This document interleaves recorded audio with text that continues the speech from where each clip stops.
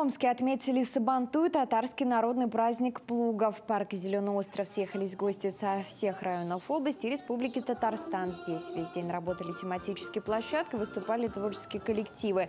Посетители участвовали в национальных играх, дегустировали чак-чак и перемячи. Среди почетных гостей был глава региона Александр Бурков. Он выступил с приветственным словом, а также, соблюдая восточные традиции, вручил руководителю татарской общественной организации Радику Миниханову подарок – чайный сервиз.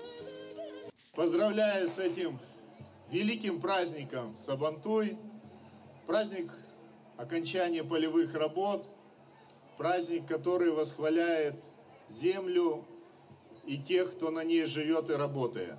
Как-то так случилось, что в России это уже праздник многих национальностей. Его все любят, все его обожают.